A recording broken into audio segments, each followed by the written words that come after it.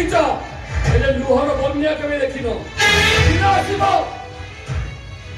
ସେଇ ପ୍ରଳୟ ଭୟଙ୍କରୀ ଲୁହର ବନ୍ୟାରେ ତମେ ମାନେ ସବୁ ଭାସିଯିବ। ମୁଁ ଠିକ ଜାଣିଲି ଆଉ ସତରେ ମୋ ସାବତ ଭାଇ ଆଉ କଇଁ ଫୁଲିଆ ଭଉଣୀଟାକୁ ତୁ ଅଭିଶାପ ଦେଇଥାନ୍ତି। ଅଭିଶାପ ମୁଁ ଦଉନି, ଆଉ ଅଭିଶାପ ଦଉଛି ଚୈତ୍ର ଚୈତି ଆଖିର ଲୁହ, ଅଭିଶାପ ଦଉଛି ଦେବୀ ଆଖିର ଲୁହ, ଅଭିଶାପ ଦଉଛି ବୀରା ଭାଉଜ ଆଖିର ଲୁହ। ମୁଁ ଆଉ ସହିପାରିବିନି ଏ ସବୁ କଥା। ମୁଁ ସମସ୍ତଙ୍କ ଆଗରେ କହିଦେବି କହିବି ତୁ ଆଉ ଭଉଣୀ ମିଶି ଦି ଜଣ କିରଣ ଭାଇକି ମାରି ଦେଇଛ, ତାକୁ ଫସେଇ ଦେଇଛ।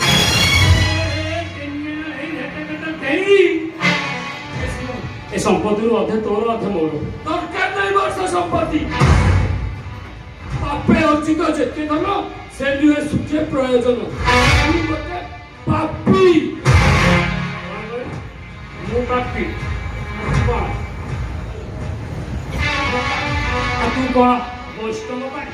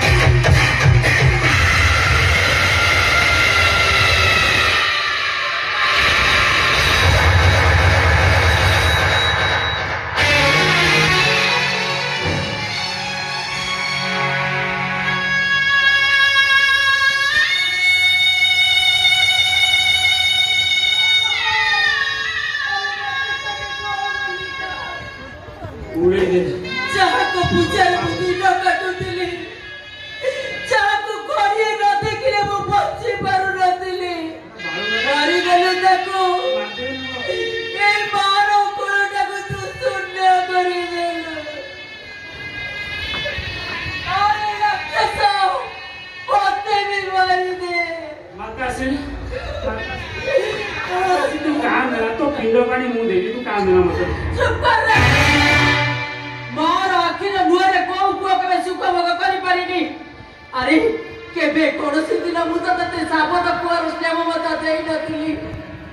ନିଜ ଜନ୍ମ କଲା ପୁଅଠାରୁ ଅଧିକ ସ୍ନେହ ମମତା ଦେଇଥିଲି। ତା ପ୍ରତି ତାର ଫିଟ୍ ଦେଇଦେଲି। ତେବେ ମୁଁ ଆଜି ତମ ଦି ଜଣକୁ ଅଭିଶାପ ଦଉଛି। ତମ ଦି ଜଣକୁ ଜନ୍ମ ଜନ୍ମ କେବେ ନ୍ୟାୟ ମିଳିବନି। ଏଇଟା ଗୋଟେ ମୋର ଅଭିଶାପ। ତୋ ଭଳିଆ ମା ମରିଯିବା ଉଚିତ। ତୋତେ ଆଜି ମା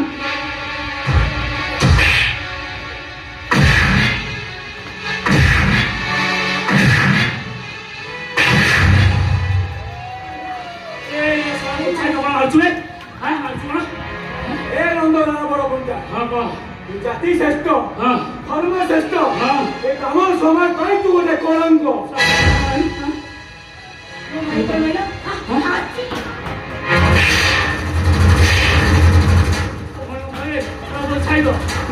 ରାମାୟଣ ଶେଷ କରିବୁ ଆଉ ବଟା କିଏ ଚିରିବୁ? ବାଉଁଶ ପାରି ପାରି ହାତଟା ମୋର ଲୁହା ଟୁ ଶକ୍ତ ହେଇଯାଇଛି। ଆଜି ତତେ ଜୀବନ ମାରିବି।